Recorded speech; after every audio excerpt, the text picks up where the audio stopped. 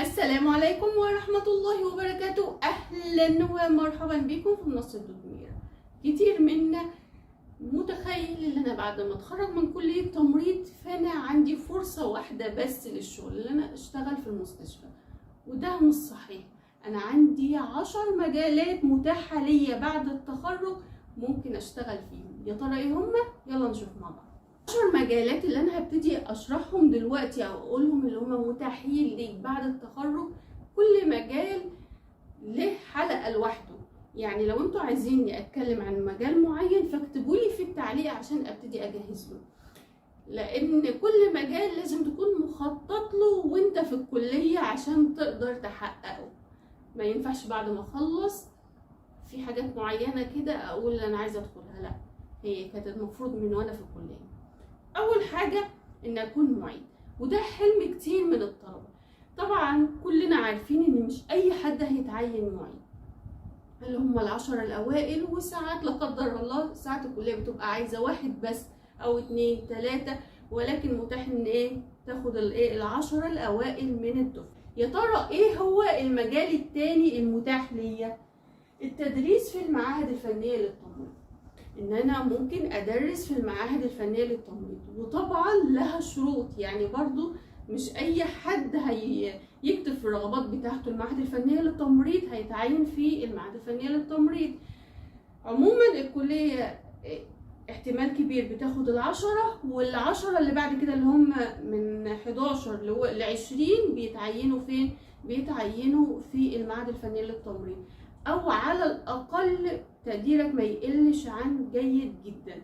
فالمعاهد الفنيه للتمريض ممكن تتقبل فيها، ولكن برضو بتقدير كويس، اقل حاجه جيد جدا. تالت حاجه التدريس في المدارس التمريض. متاح ليك ان انت تتعين في مدارس التمريض، وبرضو بتعوز تقدير كويس. يعني المعيد وبعدين المعهد الفني للتمريض والمدارس، الثلاثه دول يشترطوا ان يكون تقديرك كويس جدا، او اللي انت تكون من الاوائل. لو عايزين برضو اتكلم عن التعيين في المعهد الفني للتمريض او المدارس قولوا لي، لان لها شروط ولها حاجه معينه كده لازم تتاكد منها كويس جدا عشان تكتبها في الرغبات. رابع حاجة اللي احنا عارفينها كلها، اللي احنا نشتغل في المستشفى، وكلنا عارفين ان انا بعد ما اخلص الكلية هشتغل في المستشفيات الحكومية. خامس حاجة الوحدات الصحية، وبرضو انتوا طبعا عارفين ان مش اي حد هيشتغل في الوحدات الصحية، يعني مش متاحة قوي، لكن ممكن طبعا ان انت تشتغل في الوحدات الصحية. سادس مجال معانا الاقسام الادارية.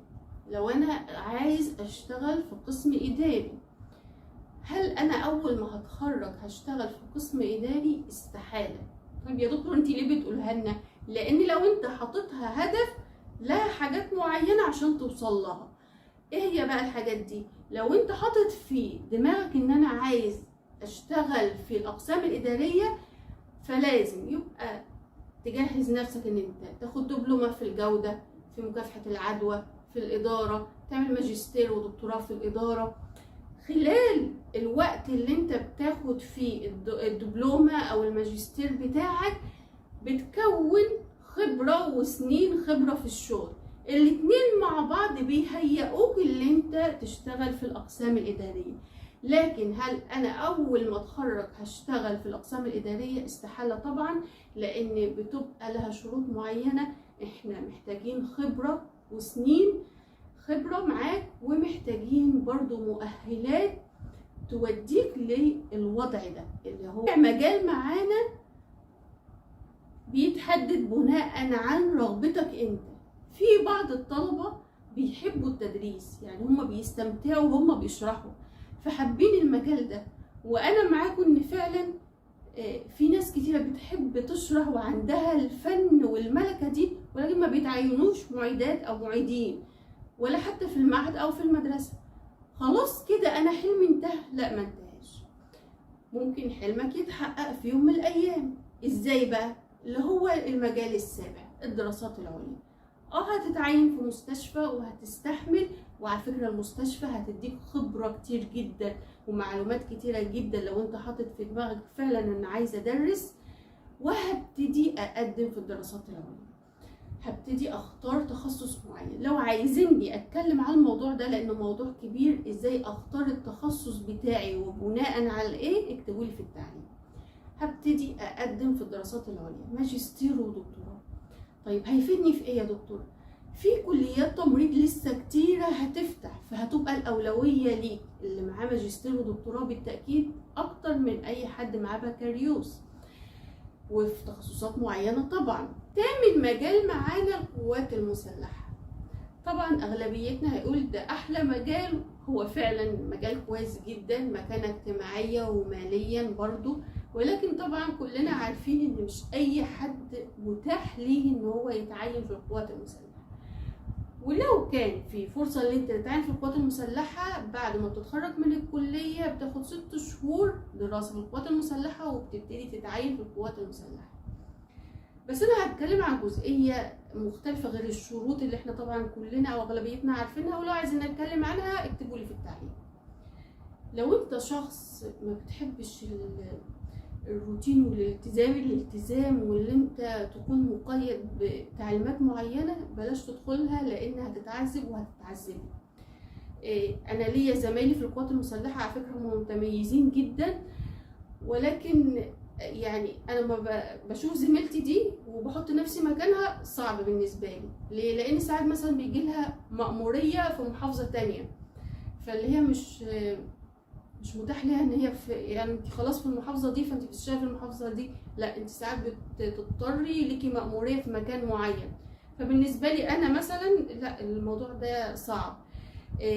طبعا في بيبقى لهم طابور، في تعليمات كده والتزامات طبعا جميله، ولكن مش اي حد الموضوع ده هيبقى بالنسبه له حلو. فشوف انت في نفسك، لو وانت برضو في نفسك، لان انا بقول لك ليا زمايل كتير ومتميزين وناجحين، لو الحته دي مش هتقدروا عليها فبلاش قوات مسلحه. طيب ايه هو المجال المتاح اللي بعد كده؟ السفر للدول الاوروبيه. وما ادراكم بقى السفر للدول الاوروبيه، اللي احنا بنشوفه في المستشفيات الحكوميه هنا حاجه، واللي انت هتشوف في الدول العربيه الاوروبيه حاجه تانية. انا طبعا مش من هواة الغربة ابدا يعني، ولكن فعلا هي ميزة يعني. السفر للدول الاوروبية برضو زمايلنا كتير سافروا بره، بيقولوا يعني مفيش وجه مقارنة اصلا. طبعا ماليا مفيش برضو وجه مقارنة ابدا، غير ان اللي انت بتشوفه هنا حاجة واللي هتشوفه هناك طبعا حاجة تانية احسن. طيب لو انت حاطط في دماغك ان انا عايز اسافر في الدول الاوروبية، فخلي بالك لازم تحسن اللغة بتاعتك كويس جدا علشان ما تبقاش عائق ليك ان انت تسافر بره. طبعا في حاجات كتيرة برضو وشروط كتيرة انت محتاجها، برضو لو محتاجينها اكتبولي في التعليق. السفر للدول العربية برضو فرصة جميلة جدا لو انت عايز تسافر الدول العربية. تأكيد طبعا محتاجة خبرة، فمحتاج ان انت برضو تشتغل في بلدك فترة، عشان ساعات بيشترطوا سنين خبرة. ومن اشهر الحاجات للدول العربية البرومتريك، وهنتكلم فيها لانها برضو موضوع كبير ولها حاجات كده وخبايا معينة. يعني مش اللي انا مثلا حد شاطر فهنجح فيه، لا، هي لها حاجات معينة كده لازم تعرفها كويس جدا عشان تقدر تجتاز امتحان البرومتريك.